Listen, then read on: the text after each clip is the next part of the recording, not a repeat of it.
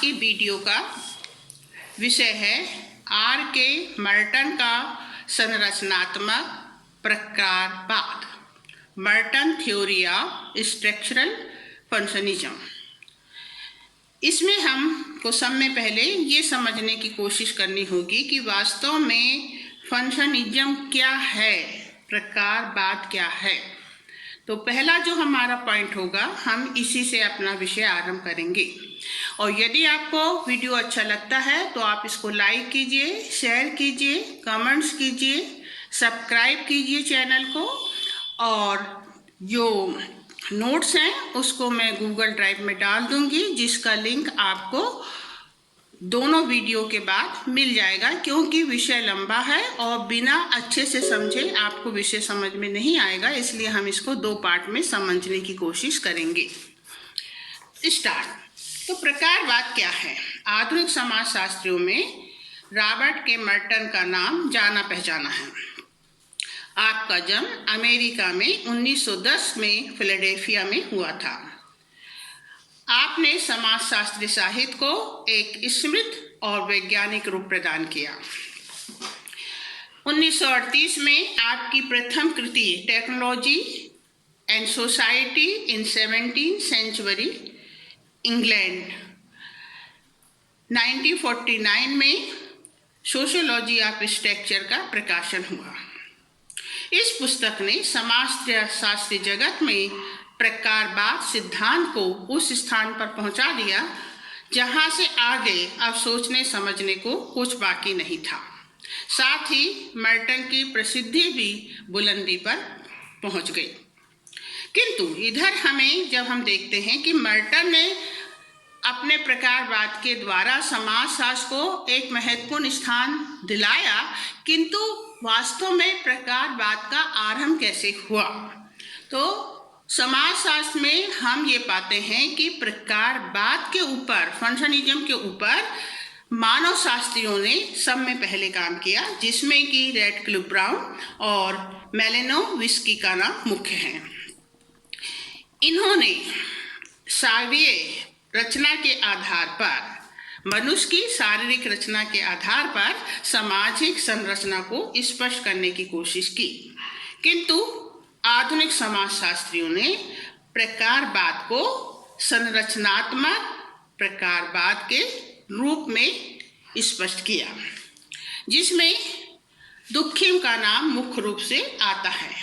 उन्होंने 1895 में संरचनात्मक प्रकारवाद को आगे बढ़ाते हुए लिखा है कि संरचनात्मक प्रकारवाद सिद्धांत को यदि हम देखें तो हम ये पाते हैं कि समाज और संरचना दोनों ही अंतर संबंधों के द्वारा स्थिर हैं। जिस प्रकार स्पेंसर ने इसके पूर्व इस बात को स्पष्ट किया था प्राणी शास्त्रीय आधार पर कि मनुष्य के शरीर की जो संरचना है उसके विभिन्न अंगों में एक अंतर संबंध, अंतर निर्भरता पाई जाती है, और जब तक हम इसे नहीं समझेंगे हम व्यक्ति की शारीरिक रचना को नहीं समझ सकते हैं कि किस प्रकार से ये विभिन्न अंग आपस में क्रियाशील होकर व्यक्ति की शारीरिक रचना को गति प्रदान करते हैं। ठीक इसी प्रकार से हम पाते हैं कि समाज भी सभ्य शरीर की भांति है। शरीर और समाज अखंड ना होकर अनेक अंगों का संयोग है, जिसे प्रकारात्मक विश्लेषण के द्वारा समझा जा सकता है, जिसमें प्रत्येक अंग का एक निश्चित स्थान एवं एक निश्चित कार्य होता है, और प्रत्येक अंग को अपने स्थान पर रहते हुए अपना निश्चित कार्य करना होता है, ताकि समाज में या शरीर में गतिशील बनी रहे। तो इसके लिए ये गतिशीलता उन्हें कहाँ से मिलती है?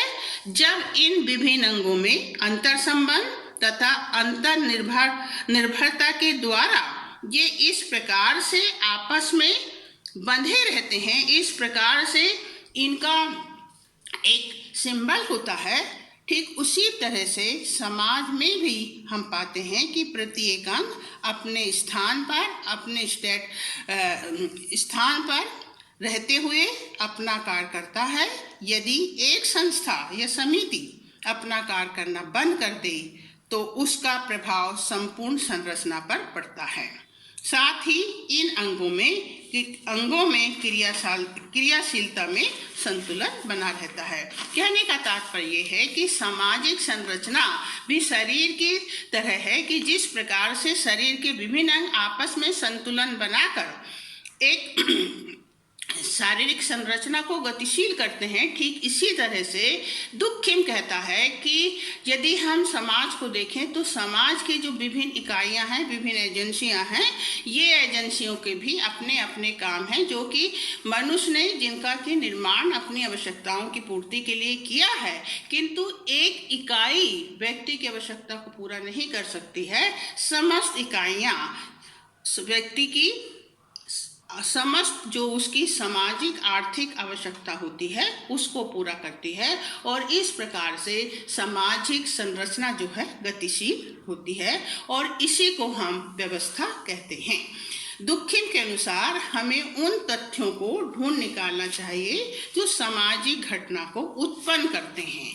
उसका कहने का अर्थ यहाँ पर है कि ये जो विभिन्न अंग आपस में कंट्रीब्यूट करके एक होल सोसाइटी को या एक होल सिस्टम को क्रियाशील करते हैं, तो इनका निर्माण क्यों हुआ, इनका निर्माण करने का कोई आवश्यक कारण रहा होगा जिससे कि इनका जन्म हुआ।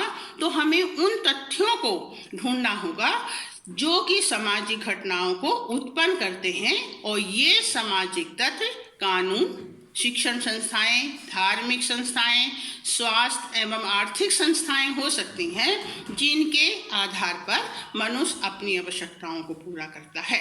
ये ही संस्था सामाजिक संरचना को नियंत्रित एवं नियमित करती हैं, क्योंकि समाज एक गतिशील और जटिल व्यवस्था है। यदि ये विभिन्न एजेंसियां, विभिन्न संस्थाएं अपना काम करना बंद कर देंगे तो वो संरचना का, वो सिंबल का निर्माण नहीं होगा जिसके कि द्वारा समाज अपने व्यक्तियों की आवश्यकताओं को पूरा करता है। इसी तरह से ब्राउन लिखता है कि समाज स्वयं गतिशील नहीं है, उसको निर्मित करने वाली इकाइयां उसको गतिशील बनाती हैं।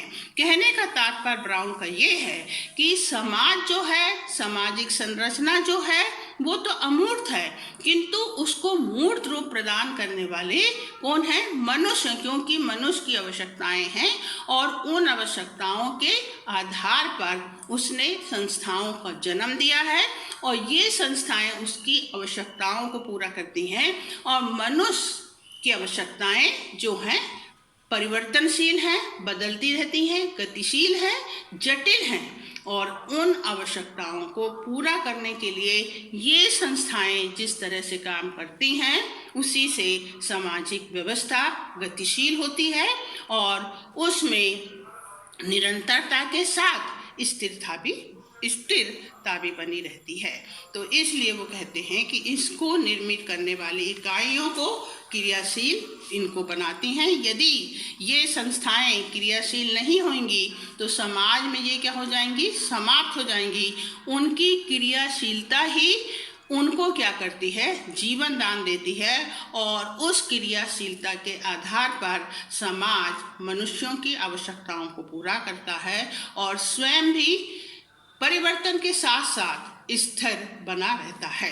तो जिस तरह से हम एक उदाहरण के द्वारा समझ सकते हैं कि विभिन्न एक घड़ी है और घड़ी के भिन्न भिन्न पुर्जे हैं और जो भिन्न भिन्न पुर्जे हैं वे अपने स्थान पर रहते हुए जब क्रिया करते हैं तब घड़ी में संतुलन बना रहता है और प्रत्येक पुर्जे के संयोग से ही घड़ी को जीवन दान मिलता है। यदि घड़ी की पुर्जे जो कि अलग अलग इकाई हैं, यदि ये आपस में संतुलन बनाकर घड़ी का क्रियाशीलता प्रदान ना करें तो घड़ी का महत्व जो है वो समाप्त हो जाएगा, उसको फेंक दिया जाएगा। परंतु उसकी महत्ता को कौन प्रदान करते हैं?